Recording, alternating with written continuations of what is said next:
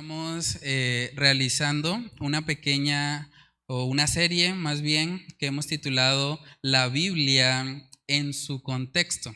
Y es una serie muy interesante porque hemos podido aclarar a lo largo de esta serie varios versículos bíblicos que de pronto cuando se toman de forma aislada, sin tener en cuenta el contexto en el que fueron escritos, se puede caer en malas interpretaciones.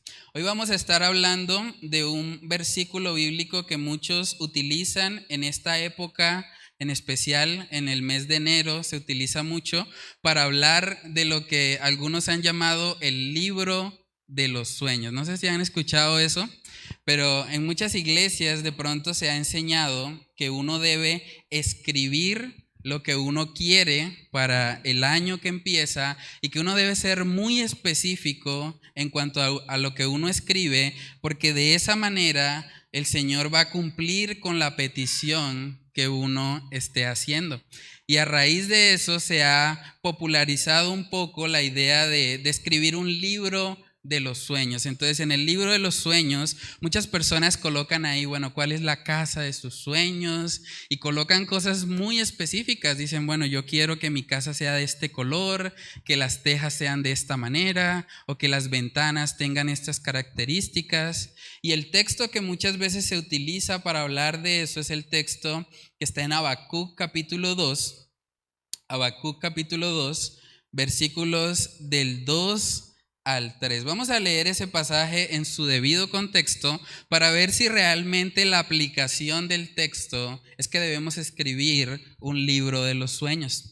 Dice Habacuc capítulo 2, versículos del 2 al 3. Dice ahí la palabra del Señor. Y Jehová me respondió y dijo: escribe la visión y declárala en tablas, para que corra el que leyere en ella. Aunque la visión tardará, aún por un tiempo, mas se apresura hacia el fin y no mentirá. Aunque tardare, espéralo, porque sin duda vendrá, no tardará. Vamos a orar y a pedir la dirección del Señor en esta noche.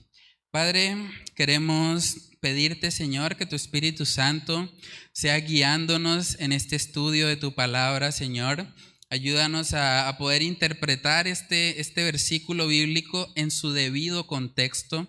Ayúdanos a que podamos tener convicción de cuál es el verdadero significado de este texto y que sea tu Espíritu Santo también ayudándonos a poder aplicarlo correctamente en nuestras vidas, Señor. Padre, oramos para que seas tú glorificándote a ti mismo, Señor, en este estudio. Te lo pedimos en el nombre de Cristo Jesús. Amén y amén. Bueno, hermanos, cuando uno llega a este pasaje de Habacuc capítulo 2 y uno lo lee por primera vez, ahí dice, escribe la visión y declárala en tablas. Entonces mucha gente puede pensar, bueno, entonces voy a escribir cómo quiero que sea la casa, cómo quiero que sea el carro, cómo quiero que sea lo que le estoy pidiendo al Señor. Pero una vez más, para poder interpretar correctamente la escritura debemos tener en cuenta el contexto. Entonces vamos a empezar a leer desde Habacuc capítulo 1 en el versículo 12 para ver de qué está hablando esto que menciona Habacuc 2, versículos del 2 al 3. Entonces, si empezamos desde Habacuc 1 en el versículo 12, dice ahí la palabra: ¿no eres tú desde el principio, oh Jehová, Dios mío, santo mío? No moriremos. Oh Jehová, para juicio lo pusiste, y tú, oh roca, lo fundaste para castigar. Muy limpio eres de ojos para ver el mal, ni puedes ver el agravio. ¿Por qué ves a los menospreciadores y callas cuando destruye el impío al más justo que él? Y haces que sean los hombres como los peces del mar, como reptiles que no tienen quien los gobierne. Sacará a todos con anzuelo, los recogerá con su red y los juntará en sus mallas, por lo cual se alegrará y se regocijará. Por esto hará sacrificios a su red y ofrecerá sahumerios a sus mallas, porque con ellas engordó su porción y engrasó su comida. Vaciará por eso su red y no tendrá piedad de aniquilar naciones, continuamente. Hermanos, aquí vemos a Habacuc quejándose un poco contra Dios porque él ve que hay mucho mal en Israel y el Señor había establecido que iba a utilizar a un pueblo llamado los caldeos o los babilonios para traer juicio sobre la nación de Israel. Entonces Habacuc no podía entender eso. Habacuc decía, ¿cómo es posible que si Israel está en pecado, Dios vaya a utilizar a los caldeos? Si ellos son peores que los de Israel, ¿por qué los va a usar a ellos para traer juicio? Y eso era lo que él no entendía. Y por eso él levanta como esta queja que vemos ahí en Habacuc 1, esa protesta contra Dios. Y vemos en Habacuc capítulo 2 que ahora empieza diciendo, sobre mí, sobre mi guarda estaré, y sobre la fortaleza afirmaré el pie, y velaré para ver lo que se me dirá y qué he de responder tocante a mi queja. Básicamente él está diciendo, bueno, ya me quejé delante de Dios, ahora vamos a ver qué me dice Dios. La respuesta de Dios es lo que vemos en el versículo 2. Dice, y Jehová me respondió y dijo, escribe la visión y declárala en tablas, para que corra el que leyere en ella.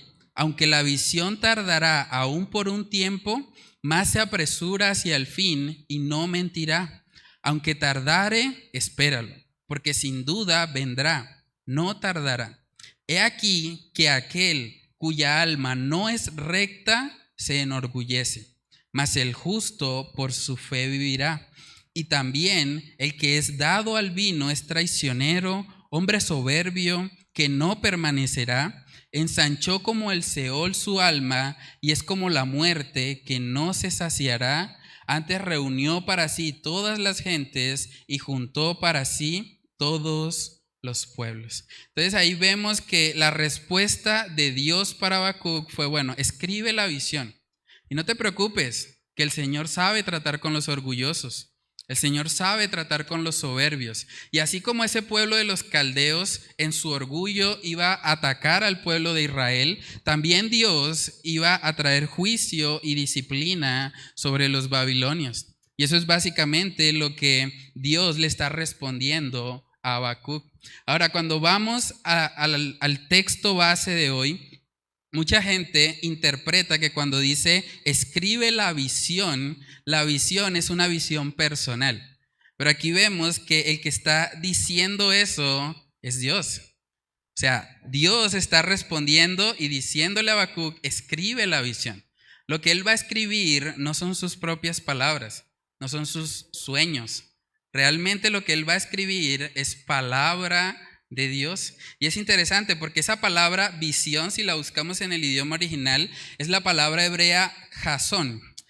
Y esa palabra aparece también en Isaías capítulo 1 para describir lo que es la palabra de Dios. O sea, lo que iba a escribir este hombre Habacuc no eran su propia visión o sus propios sueños. Él iba a escribir palabra de Dios. Isaías 1:1 dice, visión de Isaías, hijo de Amós, la cual vio acerca de Judá y Jerusalén en días de Usías, Jotam, Acaz y Ezequías, reyes de Judá.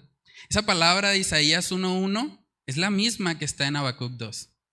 Es decir, lo que Isaías escribió, que sabemos que es palabra de Dios porque lo tenemos acá en la escritura, eso es lo que Habacuc debía escribir. Y de hecho es lo que hizo. Por eso tenemos el libro de Habacuc que fue escrito por él. También en Segunda de Crónicas capítulo 32 vemos que aparece esa misma palabra jasón, pero ahora traducida como profecía. Segunda de Crónicas 32, vamos a verlo.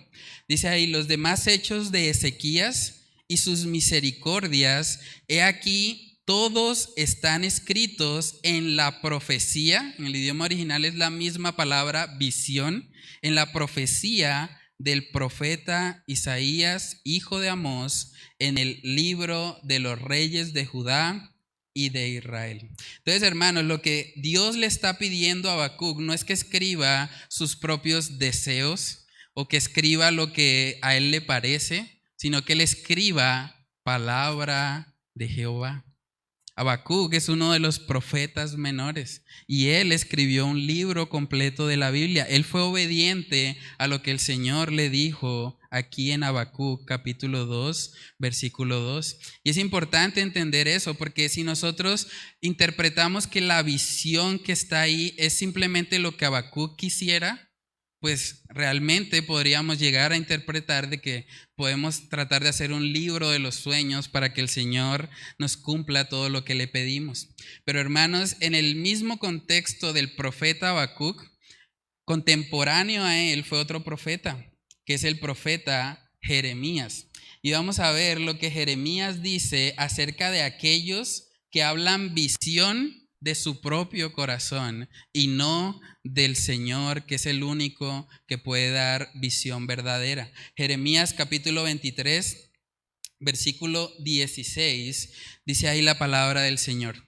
Así ha dicho Jehová de los ejércitos: no escuchéis las palabras de los profetas que os profetizan, os alimentan con vanas esperanzas. Hablan visión, ahí vemos esa palabra otra vez, de su propio corazón, no de la boca de Jehová. Dicen atrevidamente a los que me irritan: Jehová dijo, paz tendréis, y a cualquiera que anda tras la obstinación de su corazón, dicen, no vendrá mal sobre vosotros. Porque ¿quién estuvo en el secreto de Jehová y vio y oyó su palabra? ¿Quién estuvo atento a su palabra y la oyó? He aquí que la tempestad de Jehová saldrá con furor, y la tempestad que está preparada caerá sobre la cabeza de los malos. Hermanos, es muy probable que Habacuc conociera o hubiese escuchado personalmente esta profecía de Jeremías, porque ellos fueron contemporáneos. Entonces, él sabía que escribir la visión era un asunto muy serio, porque si él escribía visión de su propio corazón, Jeremías 23 habla muy claramente de que esos profetas van a ser juzgados por el Señor. Ahora, es curioso, si miramos Jeremías 23, lo que hablaban de su propio corazón eran cosas buenas, ¿no? Pues paz tendréis, tranquilos, no vendrá mal sobre vosotros. Y eso es lo que vemos hoy en día. Hoy en día en las iglesias donde no se enseña la palabra de Dios, ¿qué enseñan los líderes ahí? Están diciendo todo el tiempo, Dios quiere que seas rico, Dios quiere que tengas esa casa, Dios quiere que te vaya bien en la vida. Y todo es bienestar. Pero cuando vemos los profetas en la Biblia, vemos que los profetas hablan de juicio. Los profetas hablan de que nosotros merecemos un castigo por lo que hemos hecho, porque hemos pecado contra un Dios santo, santo, santo. Este asunto de hablar o escribir una visión era muy serio. Era muy serio porque incluso en el Pentateuco vemos que hay un mandamiento para aniquilar básicamente a cualquiera que profetice algo y que sea falso. Deuteronomio capítulo 18 en el versículo 20, miren lo que dice. Dice, el profeta que tuviere la presunción de hablar palabra en mi nombre, a quien yo no le haya mandado hablar, o que hable en nombre de dioses ajenos, ¿qué dice? El tal profeta morirá. Era un asunto muy serio. Verso 21 dice, y si dijeres en tu corazón, ¿cómo conoceremos la palabra que Jehová no ha hablado? Verso 22, si el profeta hablare en nombre de Jehová y no se cumpliere lo que dijo, ni aconteciere, es palabra que Jehová no ha hablado. Con presunción la habló el tal profeta, no tengas temor de él. Hermanos, es un asunto muy serio cuando nosotros decimos hablar algo que viene del Señor. O sea, escribir un libro de los sueños en el contexto de Deuteronomio podía causarle la muerte a una persona, porque está especulando sobre el futuro y está diciendo que Dios le va a dar ciertas cosas y si eso no se cumple, debe morir. Entonces, es un asunto muy serio y Habacuc era consciente de eso. Por eso también vemos que Habacuc lo escribió, o el Señor le dijo que lo declarara en tablas. Porque algo que está declarado en tablas es muy difícil de cambiar. Y es curioso también la expresión que se utiliza ahí en Habacuc 2:2, porque dice, al final dice, para que corra el que leyere en ella, para que corra el que leyere en ella. Como estamos hablando, esta profecía que está escribiendo Habacuc revelaba también el juicio contra los caldeos, el juicio contra el imperio babilónico.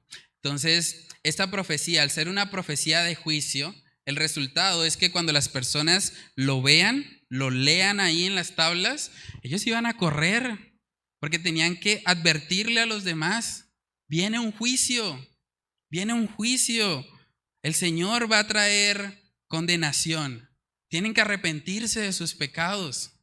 Es exactamente eso lo que vemos también en el libro de Ezequiel cuando se nos habla de la figura del atalaya. El atalaya es una persona que cuando se da cuenta que hay un juicio, que viene un juicio de Dios para la nación, el atalaya va y le avisa al pueblo, a toda la nación, cuidado, viene una situación difícil para nosotros. Ezequiel capítulo 33, ahí vemos el deber del atalaya. Ezequiel 33, verso 7 dice, a ti pues, hijo de hombre, te he puesto por atalaya a la casa de Israel. Y oirás la palabra de mi boca y los amonestarás de mi parte. Cuando yo dijera al impío, impío, de cierto morirás, si tú no hablares para que se guarde el impío de su camino, el impío morirá por su pecado, pero su sangre yo la demandaré de tu mano. Y si tú avisares al impío de su camino para que se aparte de él, y él no se aparta de su camino, él morirá por su pecado, pero tú libraste tu vida. Hermanos, de una u otra manera, cada cristiano debe ser una atalaya aquí en la tierra. Nosotros estamos aquí para también decirle al mundo que viene un juicio de parte de Dios. Y que así como Habacuc 2 en el versículo 3 dice que bueno, que se tardará un poco, pero que llegará. También nosotros cuando vemos la palabra de Dios, vemos que el Señor ha sido paciente. Él ha retardado su promesa, pero el juicio va a llegar eventualmente. Y por eso es que nosotros, cuando vemos esta expresión para que corra el que leyere en ella, debemos sentirnos identificados. Cuando nosotros vemos la palabra de Dios y vemos que Dios nos advierte que hay un juicio, que aquellos que mueren sin Cristo van a ir a un lloro y un crujir de dientes, nosotros debemos compadecernos de ellos y correr, advertirles, decirles que tengan cuidado, porque si siguen en esa dirección, van a ir a una condenación eterna. En Habacuc 2:3 vemos que el énfasis está en que la palabra se va a cumplir. Habacuc 2:3 dice, aunque la visión tardará aún por un tiempo, mas se apresura hacia el fin y no mentirá. Aunque tardare, dice, espéralo, porque sin duda vendrá, no tardará. El Señor quería que Habacuc fuera consciente que aunque el juicio no iba a ser inmediato, el juicio sí era seguro. Era seguro que iba a pasar y por eso debía escribirlo en tablas, porque era una realidad y era palabra de Dios. Cuando nosotros nos vamos a la historia podemos investigar y darnos cuenta que el libro de Habacuc fue escrito más o menos en el año 612 antes de Cristo. Y nosotros vemos que los caldeos conquistaron la nación de Israel, el reino del sur, en el año 586 antes de Cristo. Después de eso, el Señor permitió que los caldeos que habían conquistado previamente a los israelitas fuesen conquistados también por los persas. O sea, el Señor usó a los persas para traer el juicio que le está hablando aquí al profeta Habacuc. Eso quiere decir que desde el momento en que salió la palabra al momento de su cumplimiento, ocurrieron aproximadamente 73 años. Y por eso es que el Señor le está diciendo, bueno, va a tardar un poco, pero no te preocupes que es algo seguro. Es seguro porque es visión, es profecía, es palabra de Dios. Algo parecido es lo que nosotros vemos respecto a la segunda venida del Señor. Saben que mucha gente se burla incluso y dice, esos cristianos, dizque esperando al Señor, dizque esperando, llevan 2000 años en lo mismo. Pero saben que la razón bíblica de por qué el Señor retarda su promesa es porque Él es paciente, porque Él no quiere que ninguno perezca. Dice 2 de Pedro capítulo 3, verso 9, el Señor no retarda su promesa según algunos la tienen por tardanza, sino que es paciente para con nosotros, no queriendo que ninguno perezca, sino que todos procedan al arrepentimiento. El Señor quiere que las personas se acerquen a Él y por eso Él ha estado retardando su promesa. Pero vemos en el verso 10 que Él afirma tajantemente que el día del Señor sí vendrá.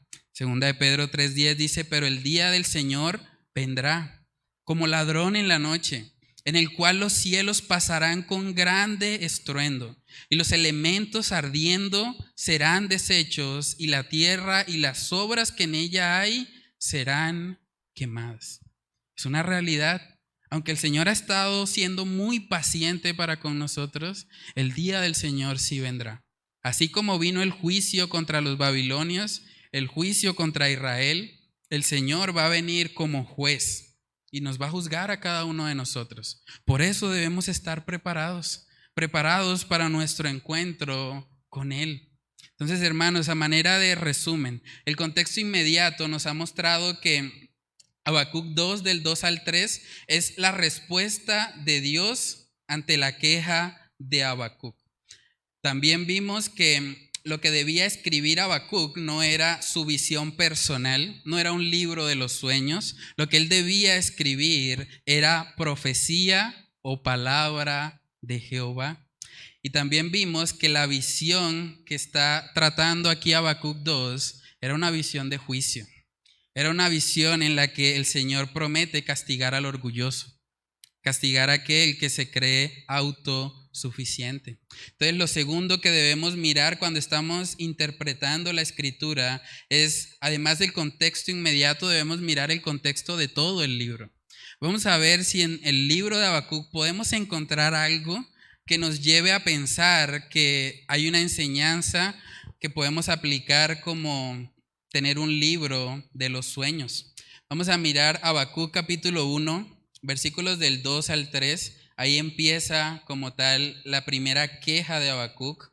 Y miremos en Habacuc 1, verso 2, que dice, ¿hasta cuándo, oh Jehová, clamaré y no oirás? Y daré voces a ti a causa de la violencia y no salvarás. ¿Por qué me haces ver iniquidad y haces que vea molestia? Destrucción y violencia están delante de mí, y pleito y contienda se levantan. Pensemos por un momento en esto. Si Habacuc creyera que haciendo un libro de los sueños el Señor tenía que cumplir lo que él pedía, pues en vez de quejarse así, él hubiese dicho, bueno, pues Señor, yo coloco en mi libro de los sueños que cuando clame a ti, tú me oirás. Él podía haber hecho eso. O él pudo haber dicho ahí, bueno, Señor, pues tú me haces ver iniquidad, pues yo coloco en mi libro de los sueños que este año no voy a ver iniquidad. Él pudo haber solucionado el problema, ¿sí? Pero él no pensó de esa manera, porque en el libro de Habacuc, hermanos, no vemos que se enseñe algo parecido. No vemos que haya algo que nos apunte a pensar que un libro de los sueños está de alguna manera obligando a Dios a cumplir con lo que Él ha establecido. Hermanos, el libro de Habacuc, por el contrario, nos enseña a descansar en la soberanía de nuestro Dios. Porque saben que aunque Habacuc se quejó porque los babilonios iban a destruir al pueblo de Israel, el Señor no cambió ese juicio. Por más de que él fue y se quejó y dijo, ¿hasta cuándo, Señor, veo toda esta maldad? Y dijo, bueno, Señor, ¿cómo vas a usar a un pueblo que es peor que el de Israel? El Señor no cambió su juicio. El Señor trajo juicio y al final vemos algo hermoso en el libro de Habacuc, y es que Habacuc pudo tener paz. Él pudo entender que los planes de Dios eran mejor que los de él. Habacuc capítulo 3 en el verso 16, miren lo que dice. Oí y se conmovieron mis entrañas. A la voz temblaron mis labios. Pudrición entró en mis huesos y dentro de mí me estremecí. Si bien, miren lo que dice, estaré quieto en el día de la angustia, cuando suba al pueblo el que lo invadirá con sus tropas. Esa afirmación es impresionante, porque Habacuc 1 empezó quejándose. Habacuc 2, él continúa en su queja, pero en Habacuc 3 vemos que ahora él dice, bueno, Señor, estaré quieto en el día de la angustia. Eso quiere decir, Señor, he entendido que tú vas a juzgar y tengo paz en mi corazón con eso. Es impresionante ver cómo el Señor obró en la vida de este profeta Habacuc. Nosotros hicimos hace poquito una serie estudiando expositivamente este libro de Habacuc. Usted puede encontrarla en los canales de YouTube o de Facebook. Y de verdad es un libro hermoso. Es un profeta menor, pero es un profeta muy particular. Porque en vez de lanzar como profecías, lo que vemos en la mayor parte del libro es una oración. Es el profeta hablando con Dios y mostrándonos un poco de sus luchas internas. Al final en Habacuc capítulo 3, en el verso 17, dice un versículo precioso, dice ahí la palabra, aunque la higuera no florezca, ni en las vides haya fruto, aunque falte el producto del olivo, y los labrados no den mantenimiento, y las ovejas sean quitadas de la majada, y no haya vacas en los corrales, con todo yo me alegraré en Jehová y me gozaré en el Dios de mi salvación. Jehová el Señor es mi fortaleza, el cual hace mis pies como de ciervas y en mis alturas me hace andar. Es hermoso eso. ¿Saben que Habacuc descubrió que él en Dios tenía algo mucho mejor que un libro de los sueños? Él en Dios tenía un gozo que no depende de las circunstancias.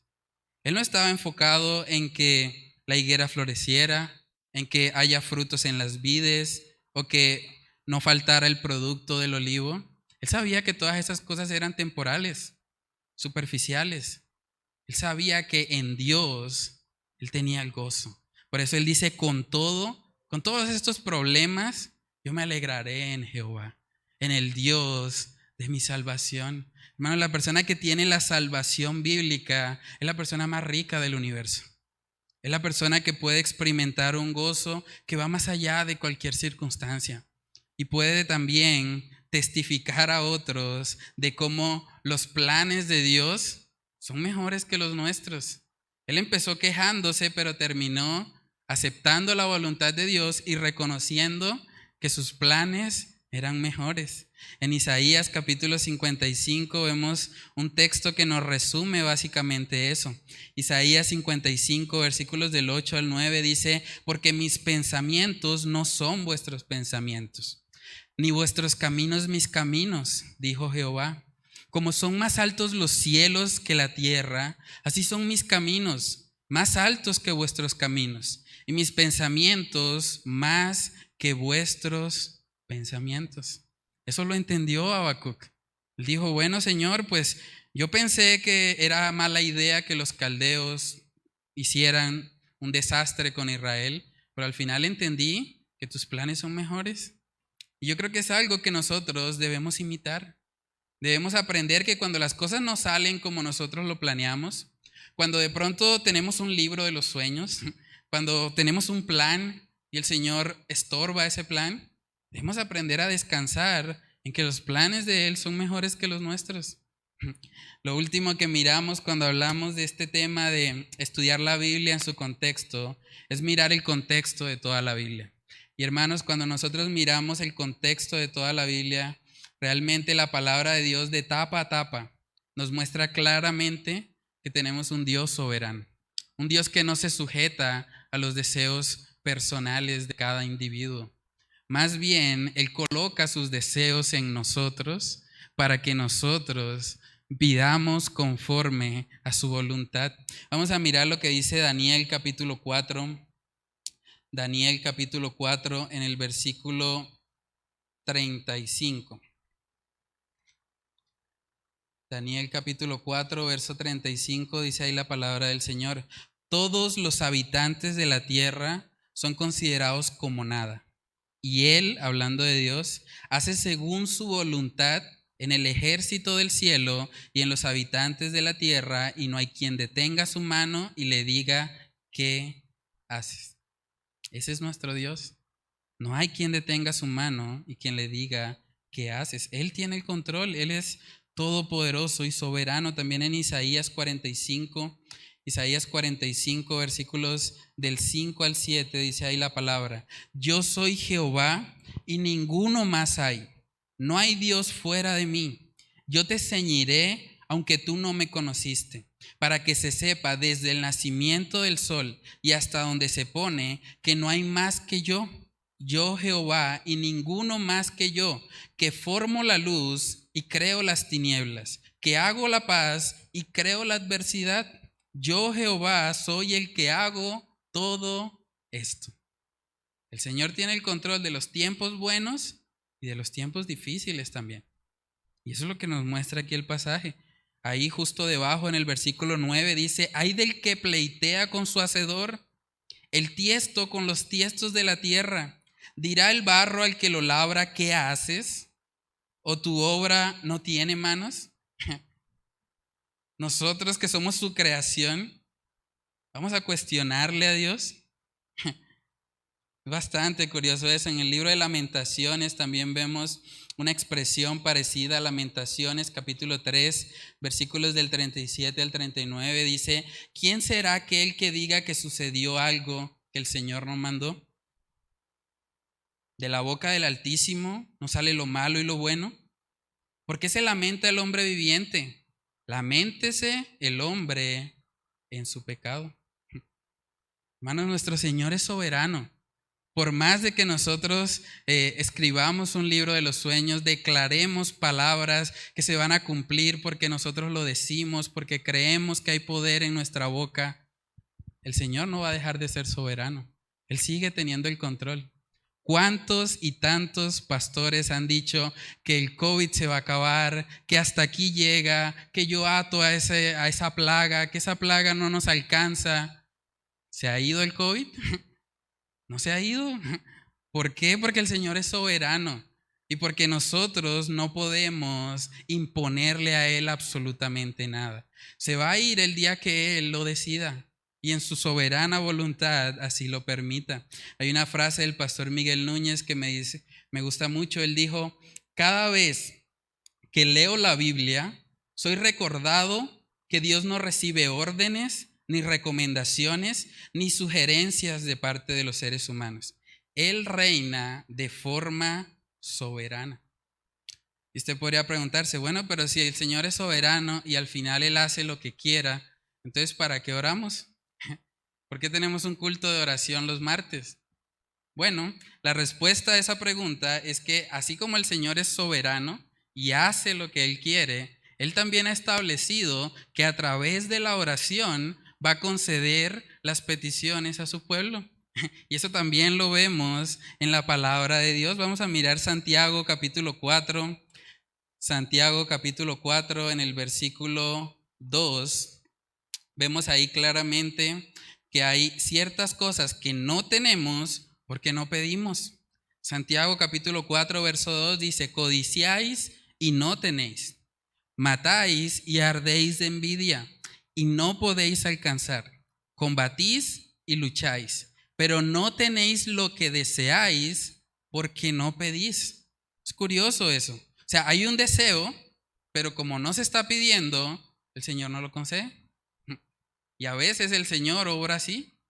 A veces nosotros de pronto podemos tener el deseo de que un familiar se convierta, pero si nosotros no oramos al Señor por eso, puede ser que el Señor no nos lo conceda.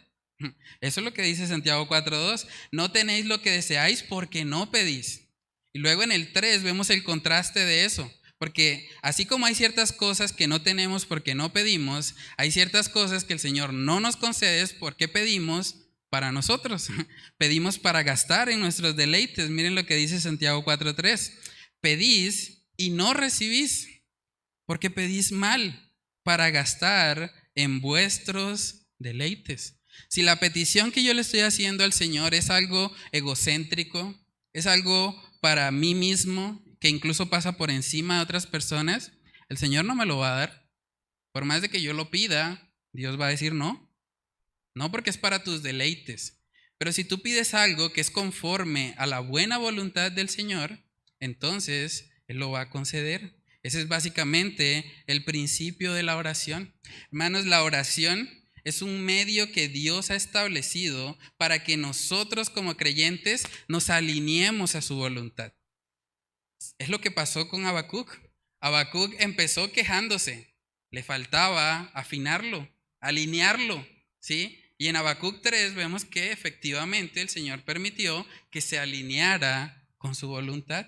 Es lo mismo que pasa en nuestras vidas. El libro de Job también nos presenta un caso muy parecido al caso de Habacuc. En Job capítulo 42 vemos que Dios confronta a Job y vamos a ver lo que él responde ahora en Job 42 del 1 al 6. Dice ahí la palabra: respondió Job a Jehová y dijo: yo conozco que todo lo puedes y que no hay pensamiento que se esconda de ti. ¿Quién es el que oscurece el consejo sin entendimiento? Por tanto, miren lo que él reconoce: yo hablaba lo que no entendía, cosas demasiado maravillosas para mí que yo no comprendía. Oye, te ruego y hablaré, te preguntaré y tú me enseñarás. De oídas te había oído, mas ahora mis ojos te ven. Por tanto me aborrezco y me arrepiento en polvo y ceniza. Aquí vemos que Job también entendió que lo que él hablaba, quejándose, esas cosas realmente las decía porque no conocía tan íntimamente al Señor como Él lo permitió aquí en el capítulo 42. Por eso Él dice: de oídas te había oído, mas ahora mis ojos te ven. Entonces, hermanos, lo que Dios hace en nuestras vidas a través de la oración es alinearnos con su perfecta voluntad. En Salmos capítulo 37, en el verso 4, también este es un texto que muchos han sacado de su contexto. Dice ahí, Salmos 37, 4, deleítate a sí mismo en Jehová y Él te concederá las peticiones de tu corazón. Mucha gente ha dicho: sí ve, todo lo que yo quiera. Pero hay que leer bien ese texto. Porque una persona que se deleita en Jehová no se deleita en sus deseos egoístas. Una persona que se deleita en Jehová tiene los mismos deseos de Jehová. Por lo tanto, el Señor le concede la petición, como Habacuc. En Habacuc capítulo 1 no se estaba deleitando en Jehová, pero en Habacuc capítulo 3 vemos que ya lo empezó a hacer. Y entonces el Señor concedió las peticiones de su corazón. Y es así como el Señor obra en nuestras vidas. Entonces, hermanos, el libro de Habacuc y el contexto de toda la Biblia no nos enseña que debamos escribir un libro de los sueños y que el Señor esté obligado a cumplir cada petición que escribamos ahí. Entonces usted podría preguntarse: bueno, pero entonces, ¿cómo hago para aplicar este pasaje a mi vida?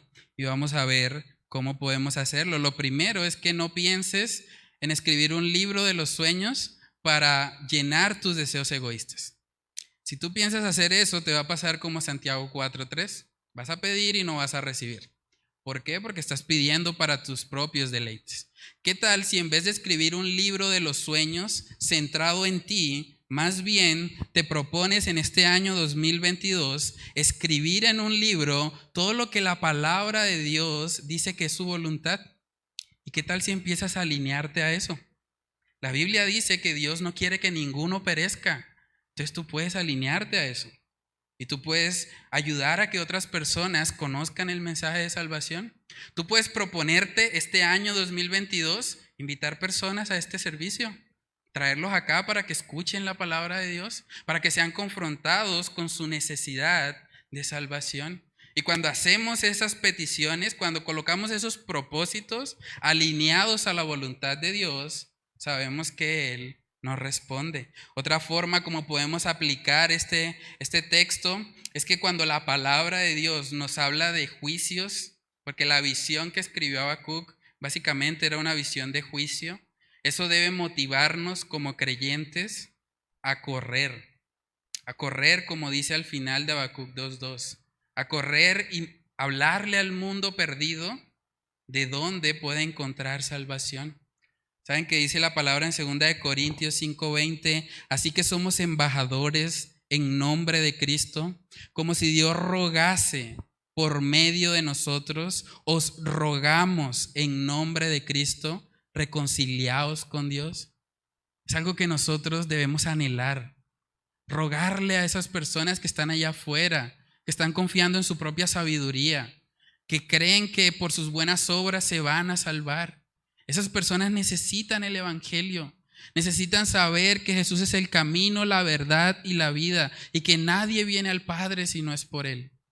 Ellos necesitan ese mensaje y como creyentes, nosotros lo tenemos en nuestra boca y en nuestro corazón. Debemos ser los instrumentos para que ellos conozcan a Jesús. Por último, también vemos que la única forma, hermanos, en que nosotros, que nuestros deseos estén alineados con el Señor, es básicamente que le conozcamos a Él. Dice la palabra también en Juan 17:3 que esta es la vida eterna. Juan 17:3 dice, y esta es la vida eterna, que te conozcan a ti, el único Dios verdadero, y a Jesucristo a quien has enviado. Alguien dijo que a Dios se le conoce a través de la Biblia, a través de la oración y a través del dolor. Qué bueno que nosotros no tengamos que pasar por la tercera cosa. Conozcámosle a Él. ¿Qué tal proponernos este año leer la Biblia completa? Realmente no es difícil. Hay aplicaciones donde usted le sale ahí, le aparece cómo usted puede ir leyendo, lee más o menos 3 o 4 capítulos diarios y de esa manera puede leer toda la Biblia en un año. Usted puede proponerse eso. Porque la Escritura, Jesús mismo dijo, las Escrituras dan testimonio de mí. Si usted quiere conocer más a Dios, tiene que ir a su palabra, tiene que leerla, tiene que escudriñarla, tiene que aprender a gozarse en lo que el Señor ha dejado. Esta es la carta de amor que Dios nos dejó a cada persona aquí en la tierra. Y nosotros tenemos ese acceso con total libertad. Hoy por hoy hay muchos recursos que nos pueden ayudar para estudiar la palabra de Dios y para aplicarla. Entonces, realmente, hermanos, pidámosle al Señor que Él nos ayude a aprovechar este año 2022, más que para pensar en escribir un libro de los sueños centrado en nosotros, que más bien podamos participar de lo que Dios quiere hacer en Bucaramanga y en todo el mundo respecto a la predicación del Evangelio. Vamos a orar. Padre, te damos muchas gracias, Señor, por este tiempo. Gracias por este mensaje, Señor, por mostrarnos que cuando estudiamos el pasaje en su debido contexto, podemos aplicar y entender, Señor, lo que tú quieres decirnos. Padre, oramos para que seas tú ayudándonos en este nuevo año 2022 a no estar centrados solo en nosotros mismos, en nuestros deseos egoístas, en alcanzar nuestras metas personales, sino que por el contrario, Señor, podamos unirnos a tu propósito, que podamos participar del plan que ya tú tienes establecido para alcanzar a las personas con el Evangelio. Ayúdanos a alinearnos contigo, a alinearnos con tu voluntad, Señor, a vivir cada día de nuestras vidas entendiendo que tú eres el Rey de Reyes, que tú eres el soberano y que no somos nosotros, que debemos ir a ti con un corazón humilde, con un corazón humillado, reconociendo, Señor, que es tu voluntad la que prevalece. Oramos, Señor, para que tú obres en nuestras vidas y nos ayudes, Señor, a vivir un nuevo año 2022 enfocado en traer gloria y honra a tu nombre. Padre, oramos todas estas cosas en el nombre de tu Hijo amado Jesús. Amén y amén.